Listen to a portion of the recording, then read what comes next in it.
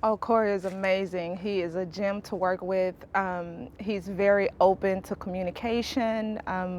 We've been running ideas by each other. It's been a great experience working with him. He's a wonderful director. He knows exactly what he wants, and getting that direction from him has been wonderful.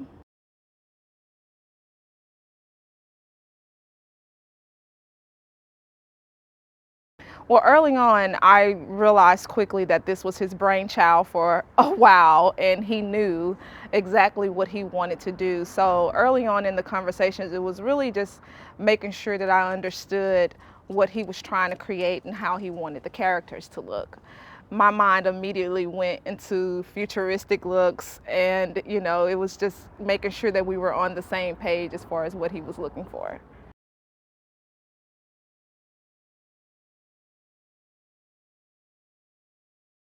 On Earth, it's more of a lower class families that are on Earth. So I wanted to make sure that I capture the lack that they were experiencing on Earth, opposed to in the upper world where they're a lot more futuristic, they're a lot more polished. So for the Earth look, I just wanted to make sure that we didn't make them look too homeless and dirty, but also that you can also look at it and tell that we're telling the story that they are experiencing lack on Earth.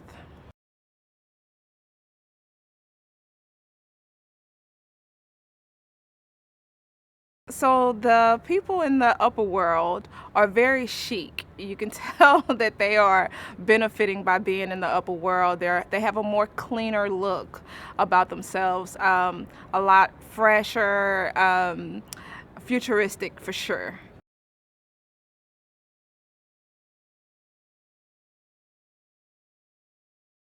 Oh wow, it was definitely it was definitely a challenge.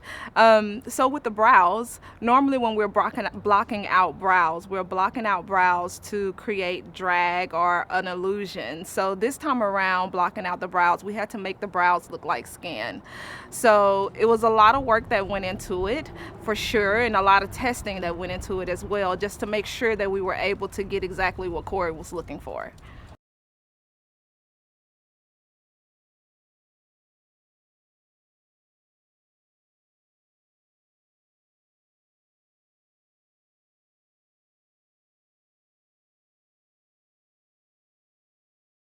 It's about a year and a half ago that I got a call from Jeremy Kleiner from Plan B, and he described this project that had a really quirky, weird sort of character in it. And he set up a call with me and Cory Finley, the director, and the rest is history.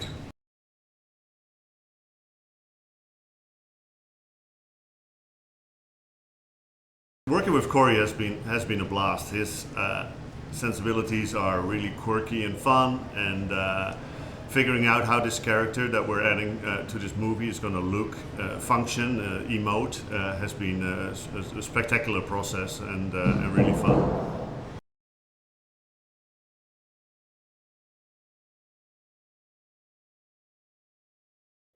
Cory's initial brief was just basically to look for a creature that was sort of illogical, weird looking, not your typical alien for sure. Something that sort of still could emote, something that still had some appeal, but also that sort of came across as something that had a surprising intelligence. But just in the book, M.T. Anderson describes them as rocky coffee tables. Now, of course, that doesn't give you a lot of options. But we started looking for an illogical, weird creature that was not your typical alien, that communicated by rubbing its paddles together, and that basically just sort of would be a worthy opponent and a fellow actor to our live action actors.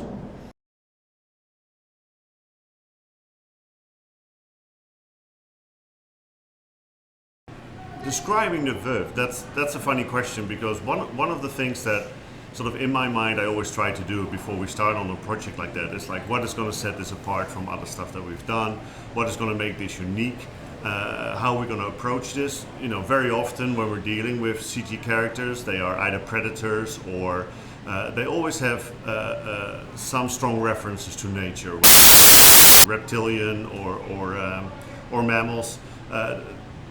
There's always something from nature that we reference, that inspires us, and that we want to sort of incorporate in these designs.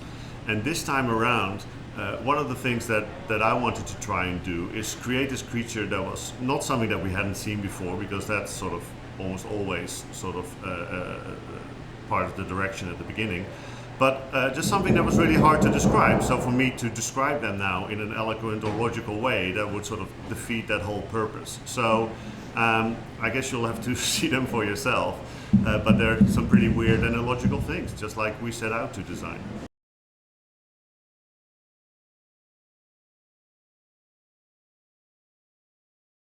Yeah, so the movie has quite a few big set pieces. One of them is the floating city, where basically the wealth of the Earth and the planet has sort of traveled and been transferred to.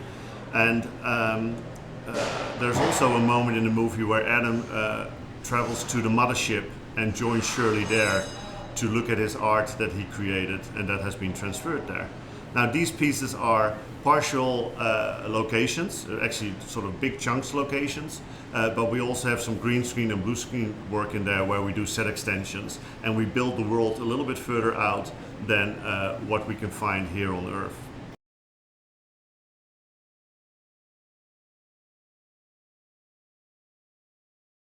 So the floating platforms are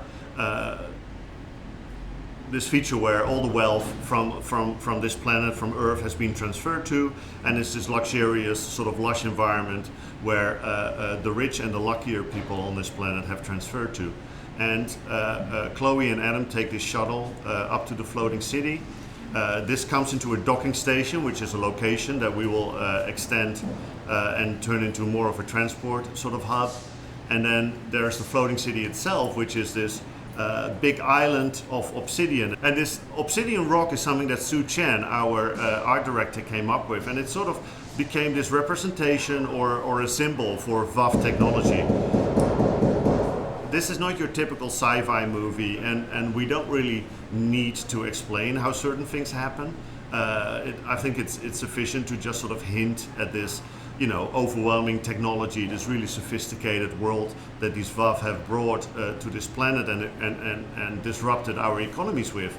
But this obsidian will be like a symbol or a representation of that technology. It allows things to float and to hover, levitate, without having to introduce complicated propulsion systems. And we see that obsidian in the mothership tunnel. We see it in the floating city as its main base.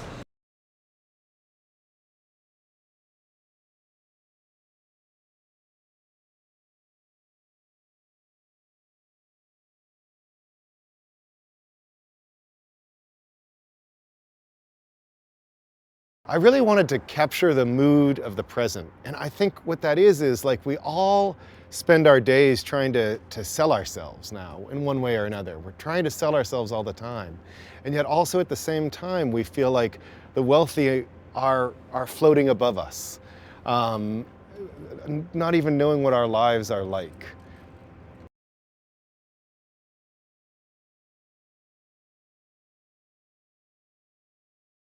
I think of the book as a science fiction satire.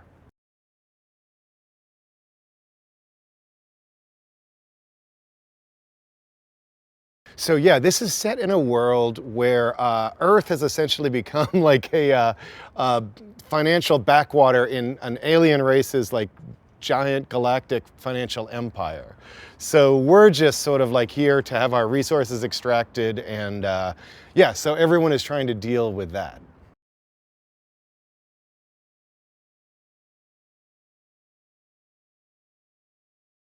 Adam is an artist. He is kind of a sensitive kid who has watched his world be colonized, and he's trying to make sense of that.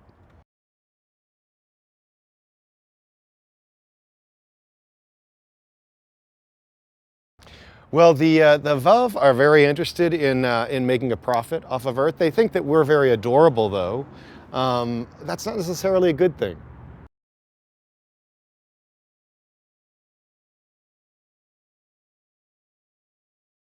Well, I mean, in a weird way, the Veuve kind of almost own us. They are so financially powerful. Their money is so powerful that, yeah, we have to do all sorts of things to dance around to be part of their system.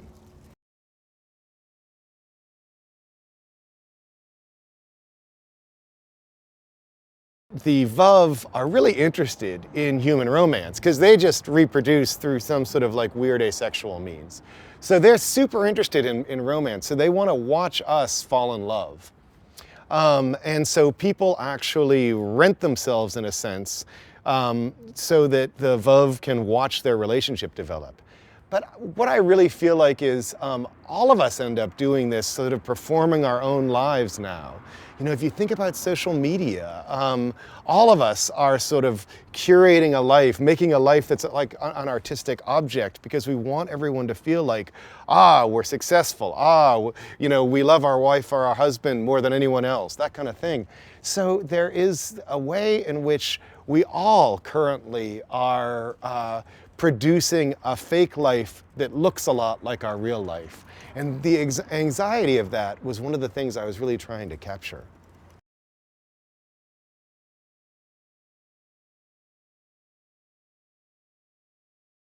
I hope that people find in it a reflection of this moment that we're living through right now, and that people can say, oh, this is sort of how I feel right now. I feel like I'm trying to turn my life into something that I can sell to my friends, so that my friends think that I'm leading the perfect life.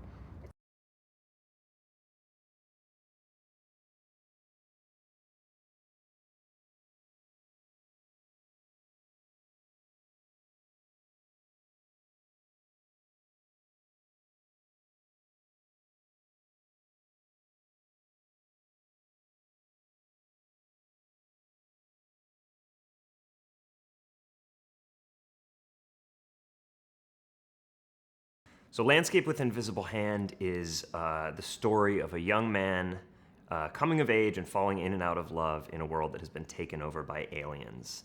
And the unusual thing about this alien invasion is that these are not big, scary, powerful aliens that have taken over the world by force.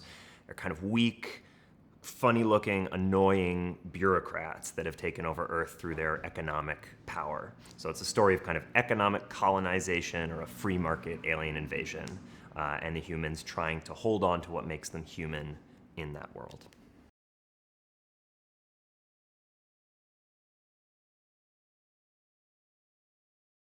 So yeah, what I love about the opening scene is that we really tried to convey this tonal balance of really sort of normal, everyday struggles butting right up against kind of these insane alien visuals. So we start with Adam just painting in his backyard. His sister Natalie is gardening in their emptied out suburban pool. So that's something a little bit strange, but everything seems relatively normal until this giant floating real estate development kind of rears into view. And then we spend the rest of the first 10 minutes or so just really quickly acquainting you with the particulars of the world. We wanted to leave a lot of things unsaid, leave a lot of mysteries for the audience to sort of discover through the rest of the movie. And it was especially important to me that we don't see the alien for quite a while. I wanted people to get very comfortable in the world of this movie before we throw these really bizarre alien visuals at them.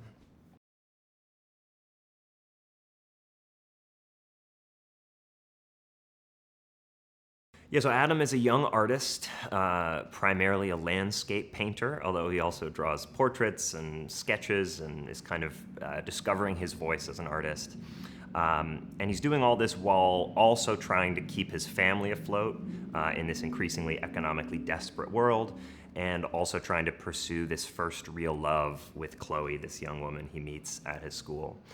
He's trying to kind of balance all these objectives, and I think he's sort of the perfect protagonist to take us into this really strange upside-down world, because he's just a young guy, and like many teenagers, including me at that age, he's very, very concerned with authenticity.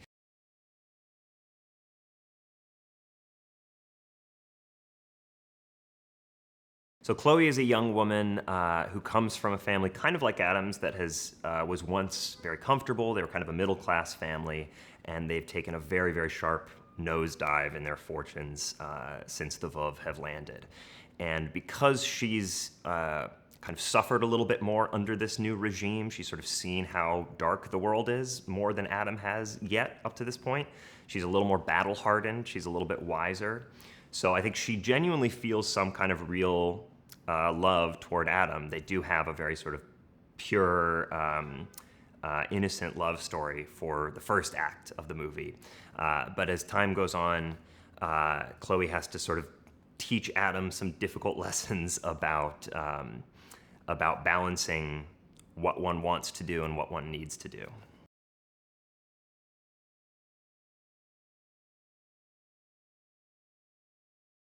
So the Veuve want humanity to join their kind of peaceful intergalactic economic empire, but because they have such powerful technology and manufacturing capabilities, really the only thing that is unique within this empire about humanity is humanity's ability to love, and that's what fascinates the Veuve. That becomes their main kind of cultural export to the Veuve.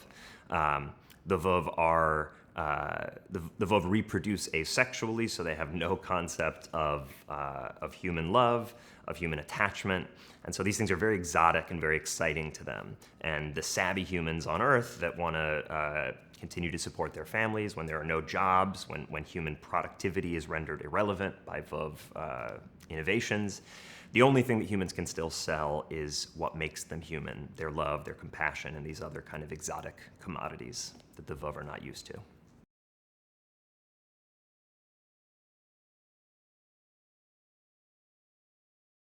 Courtship broadcasting is an important part of the Veuve human tourist ecosystem. And this is where human couples will willingly project their courtship, their dating, for Veuve that are paying by the minute to watch them.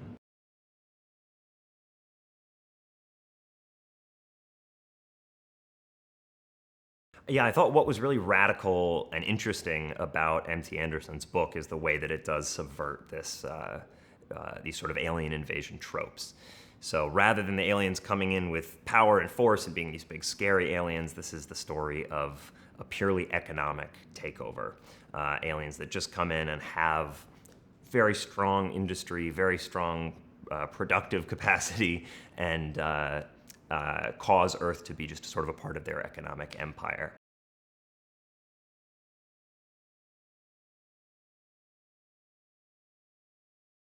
I'm a big believer that humor and darkness work best together, that humor and emotion balance one another out really well.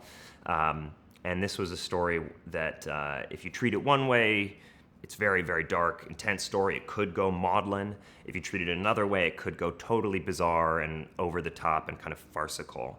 And what I loved about the book was the way that it didn't fall into either one of those extreme tones. It really did a wonderful job of being funny and sad and disturbing at the same time. So that was something that we were aiming for with the movie. We really wanted to use this kind of deadpan, anxious, uncomfortable humor to kind of cut the darkness and seriousness of the world and of the themes.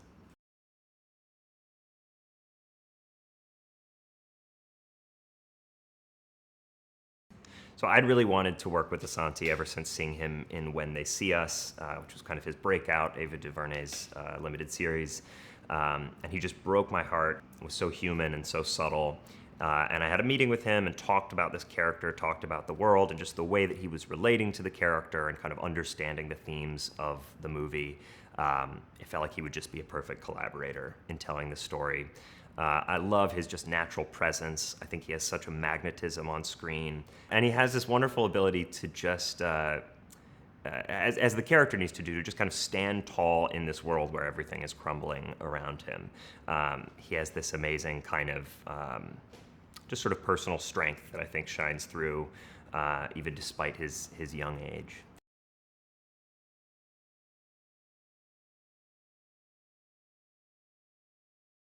I've wanted to work with Tiffany since Girls Trip. I really think she's a comic genius and also has this real dramatic chops as well. And I think this was a really fun role for her that really let her flex those comic instincts, but also did ask her to carry a real dramatic weight, and I think she did a fantastic job with that. I think our actors made this wonderful, convincing family, which is always important in casting, and it was a real joy working with all of them.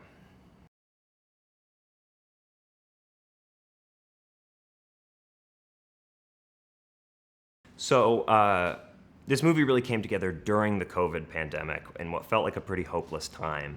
And one of the things I really loved about M.T. Anderson's book was in this very still sort of cynical, truthful, dark way, it still offers a hopeful message about what art can do, about the purpose of sort of expressing yourself artistically and the importance of staying true to who you are.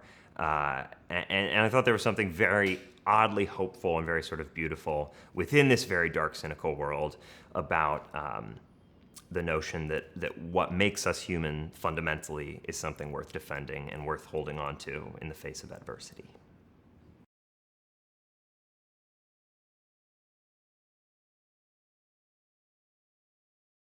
I hope audiences come away from the movie having enjoyed it, having laughed, maybe having cried, having been provoked, and I just hope that it starts conversations. I hope that I hope that it gives people a new way of talking about some of the strange aspects of our contemporary world.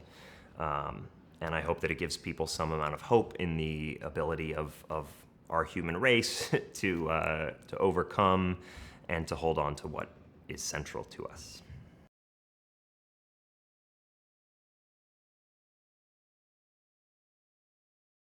And I worked really closely on the design of the alien with Eric DeBoer, who's a brilliant visual effects supervisor. I had seen his work on the movie Okja. He'd kind of conceived and built the amazing visual effects Super Pig in that wonderful Bong Joon-ho movie. And I knew that I needed a collaborator in bringing the Veuve to life who could really allow us to sort of suspend our disbelief and create a certain level of photorealism, but also create something that felt really unique, really strange, and that almost had a slight deadpan humor even baked into its design. And so we settled on this idea of a Veuve whose kind of core property is they can talk with their hands or they can walk around, but not both at the same time.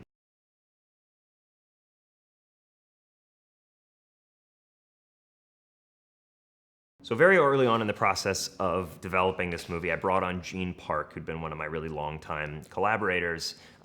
He's an amazing, brilliant, sort of outside-the-box sound designer.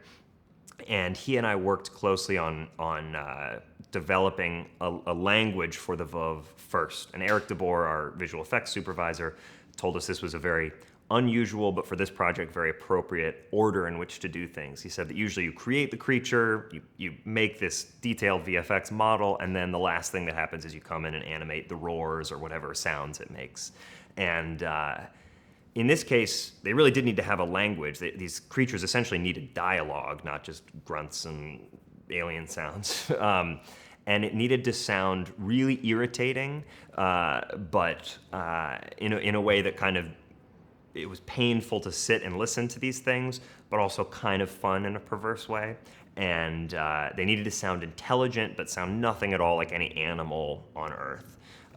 And so Gene and I worked with a very talented Foley team that did a lot of experiments with sandpaper and coconuts on rocks, and we just devised all these bizarre, very kind of analog sounds that Gene then processed and chopped up and edited in all kinds of ways to create something that felt very real and kind of low-tech in an appealing way, but also really alien and really bizarre.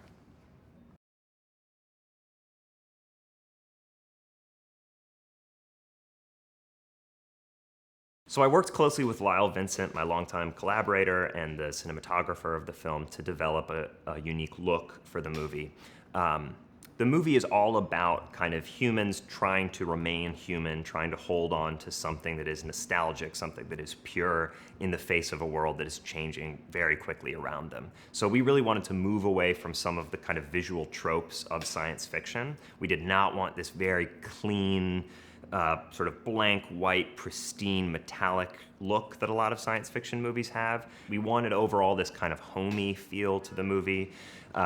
So in everything from our color grading with our brilliant colorist Tom Poole, to the set design with Sue Chan, to the way that the camera moved, we really wanted a look that could certainly be beautiful, but a look that had a certain humility to it or a certain groundedness to it.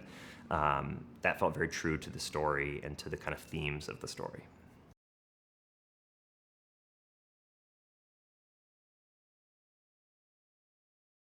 So I really wanted to work with Sue Chan, our production designer, because she has a really interesting and unique resume. So she had just come off of Shang-Chi, which was obviously kind of epic filmmaking of the largest, highest caliber kind. And she'd also done a movie that I really admired called Shirley by Josephine Decker, which was a much more intimate, kind of wonderfully strange, particular haunting movie. So I knew that she could work in these very different registers very comfortably. So Sue Chan and I did a lot of world building together because the job of a production designer involves a lot of asking questions and interrogating the rules of the world in order to make decisions about everything from wrappers on trash that you see lying on the street to the degree of breakdown in a dilapidated house. All these things are decisions that the production designer and director have to think very carefully about. And Sue just did a wonderful job and brought so many kind of unexpected ideas and flourishes to the world and really helped me narrow in on certain kind of world building decisions.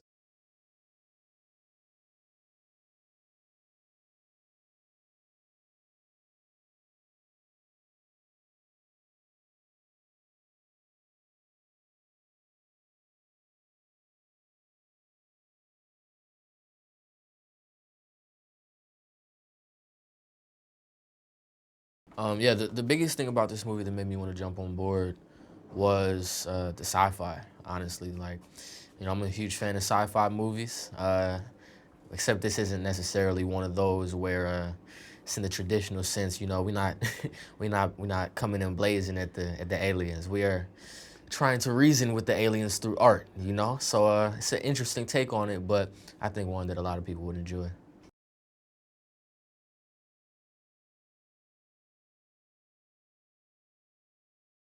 Yeah, I play Adam Campbell. Adam is, uh, he's a loner, man. He is. He has no friends. He's stuck with, or not stuck with, he loves them, but honestly, it kind of sometimes feels like he's stuck down there on Earth with, his mom and his sister. And yeah, I mean, really the biggest thing that's in his way is trying to figure out how they're going to survive, The aliens kind of completely wiped out everything that us as human beings are used to, so he has to adjust.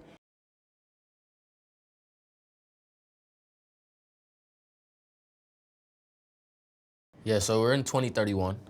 Um, what has happened? Well, aliens touched down on Earth.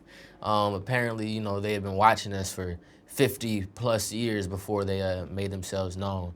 Um, But yeah, they touched down, and essentially what they tried to do was say, okay, we can provide you guys with some resources, and in turn, you guys won't ever have to work a day in your life again because our machines are, just automated. They kind of make everything a lot easier. And what ended up happening from that was, well, you just got to see.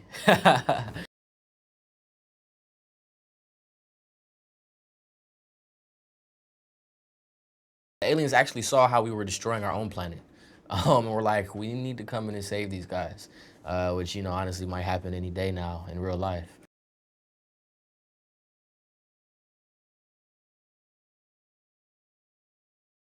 His family really doesn't have anything. Nobody's working, and it's not even really just his family. I mean, that's kind of how the conditions are for everybody on Earth. So there's a shared experience, and I don't know. We kind of end up we end up forming a love story out of being broke.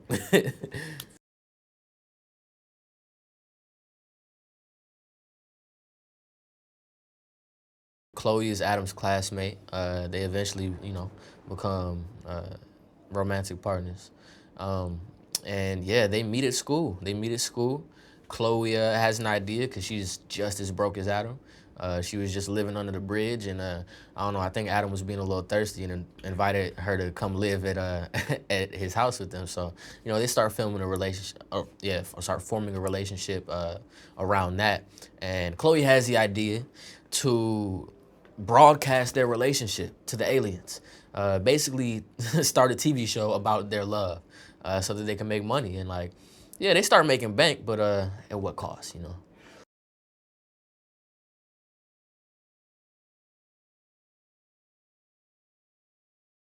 I think Mr. Riley sees potential in Adam from the first day that he walks into that art classroom. Because Adam is already very passionate and very eager to be able to just create. He's been doing it since he was young. And Mr. Riley is a character where he doesn't necessarily know how to bring those elements out of himself, which is why he decides, okay, this kid got it. Like, he knows what he's doing, so let me try to foster that. Let me try to nurture this. And I kind of see, or, as Mr. Riley would say, I kind of see this kid being somewhere someday.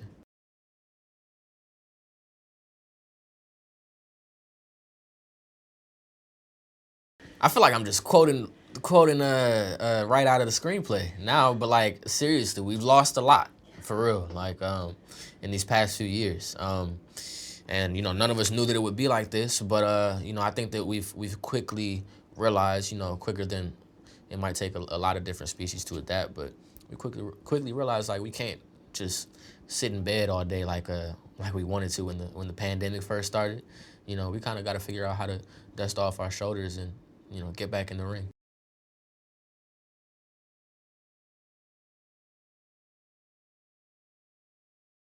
Adam was living the life before the Veuve came. He was, young, naive, and had a great family, great household. They weren't struggling.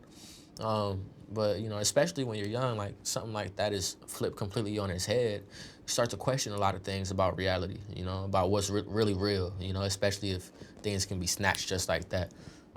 So yeah, he's marching forward.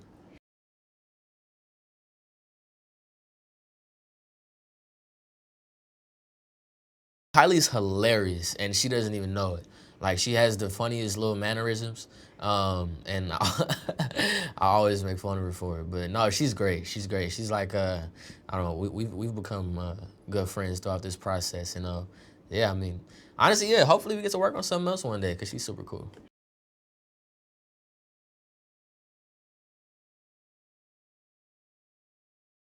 Cory is very detail oriented, and that's something that I really enjoy because he kind of makes the process of shooting way less stressful, honestly. Um, yeah, and honestly, he's just a good guy. He's cool.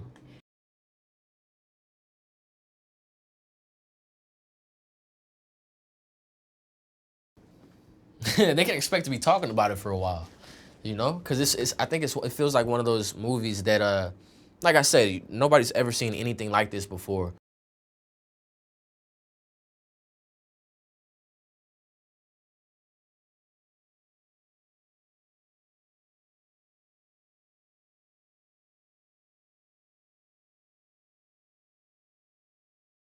I'm really into things that are like sci-fi and, stuff like that. And I really liked my character's sarcasm. And I see a lot of myself in Natalie, so that's why I was really interested in this role.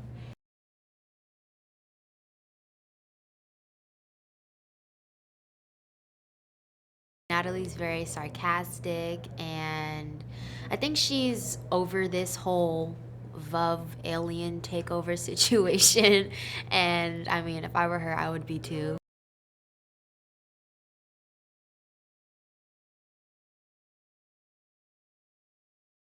The Vuv have taken over and invaded our home, our planet, and now everybody's just trying to adjust to that. And as a result, a lot of people have lost their jobs, a lot of people are struggling to get by. So it's not a very good situation.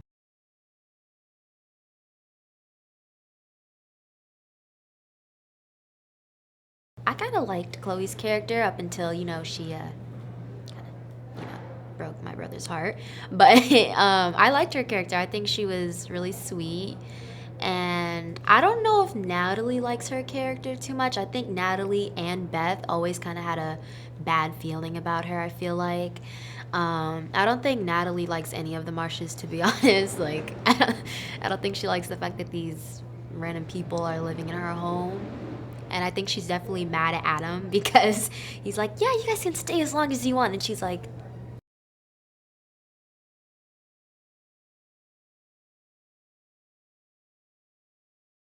Tiffany is great. She's obviously really funny. It's a lot of fun working with her. Before she came to set, it was fun, but I think when she came, she definitely, lit up the set, made it a lot better. Yeah, it's a lot of fun working with her overall. Offset, we're always, I'm sure she mentioned this, but we're doing cheer together. I'm teaching her, cheer. And yeah, she's a lot of fun.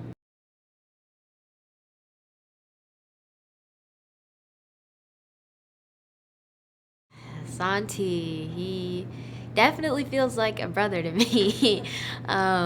He's really cool though. He's also really funny, and I love the way both of them act. Like, I really like how Tiffany can really bring herself to her character, and I really love the way Asante acts too. And yeah.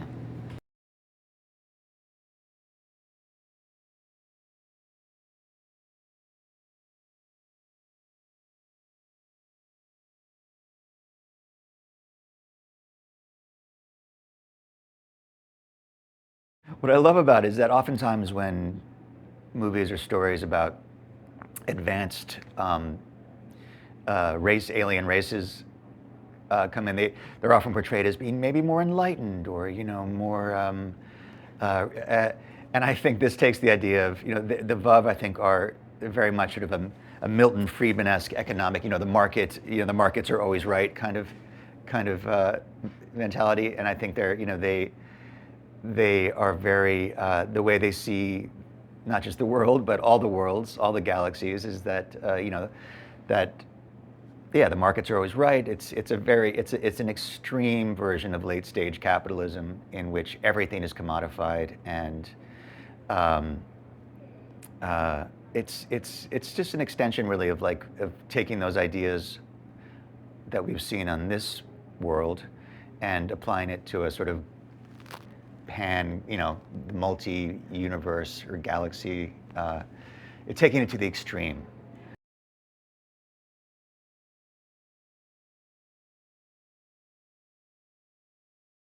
Chloe, Mr. Marsh's daughter, I think is a little more pragmatic and driven, ambitious, and is figuring out how to play by the rules and how to to make it work for her.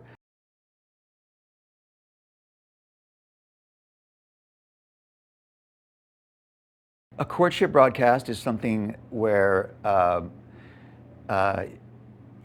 humans broadcast their mating rituals to the VUV. And it's really just, I think it seems like an extension of reality TV, where people love to watch other people's lives. And the question is, well, how real is that? How performative are people being for the camera?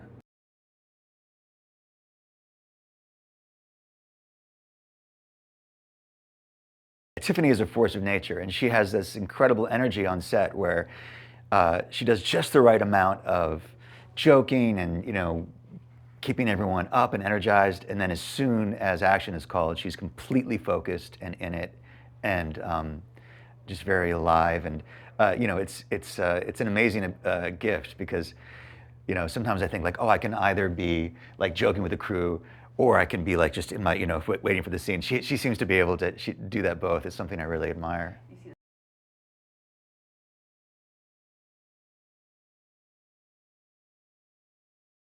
Asante is so cool. What a cool guy, man. He seems to really have a great sense of himself, which is something I don't know how old he is, but he just seems to have this really solid head on his shoulders.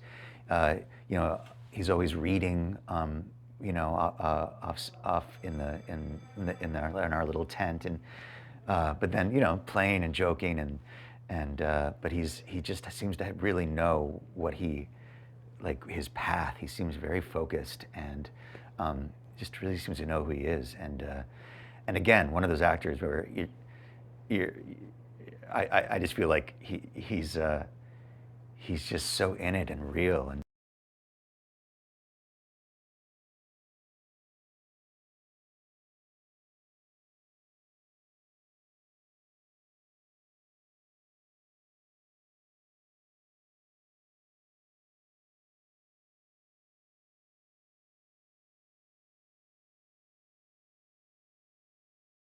Honestly, I was really excited about the sci-fi aspect and just the fact that it was written based on a book.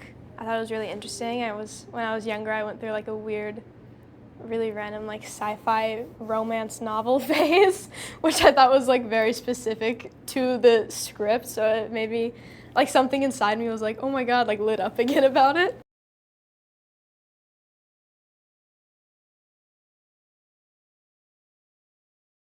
I play Chloe Marsh, and I would describe her as a smart, innovative,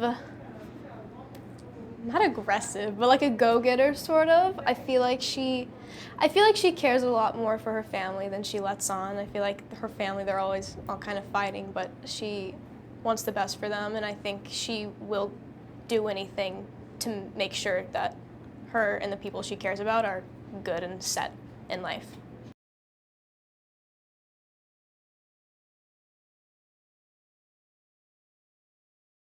Ooh, the world that this takes place in is crazy, and these aliens have come and they hover over us constantly, 24/7. And they've kind of just completely ruined they've ruined everything, and they think they've made it better, but they've ruined a lot, and then they've also divided the people of planet Earth, like, entirely, like, even more so. They've divided them, and, you know, the rich people, they can go live up top, and then the people before that would have had a respect on Earth now have lost that respect completely and entirely, and the world is just kind of like, it looks like there was like a war. Everything's dilapidated and just like down to its bones basically, and yeah, it's a struggle for sure.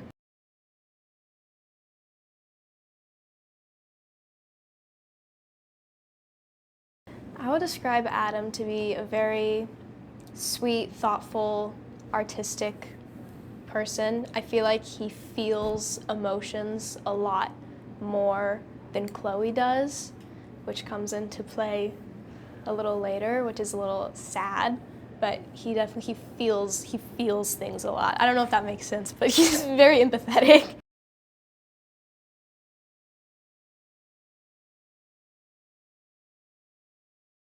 I think she does genuinely like him, but I think to her and her mindset, because she is less emotional than Adam, I think she sort of puts making money for her family first, which she literally says in a scene, but I think she truly does like Adam a lot, but I think at some point she realizes maybe he is into her more than she is into him, and I think that is kind of what like puts her back a little bit and is like, maybe we shouldn't do the broadcast anymore, because I think a part of her just feels bad.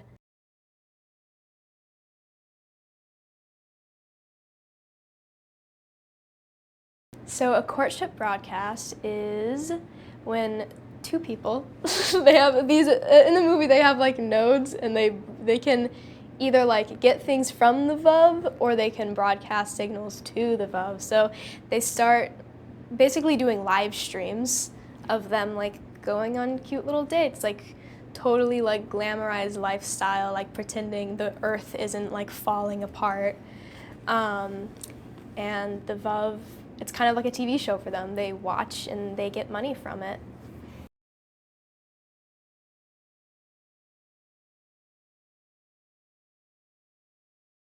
But working with Asante is the best. He's super funny. We're both always sleeping, generally. We both sleep a lot in the green room. But he's super fun to work with, super funny, very cool.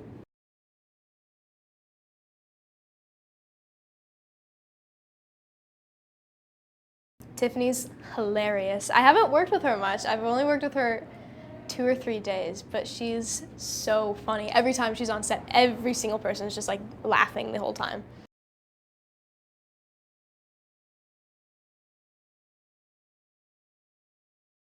Cory's great. I think he's one of the nicest directors I've worked with. He's so sweet. Yeah, he really knows. I appreciate him because he really knows how to speak to his actors. You know what I mean? He knows how to talk to people in general. He's just a very understanding person. And if you want to change a line or add a line or you want to do something differently, he's always open to like anything you want to try. And I think it's so great to have such an understanding, outspoken director.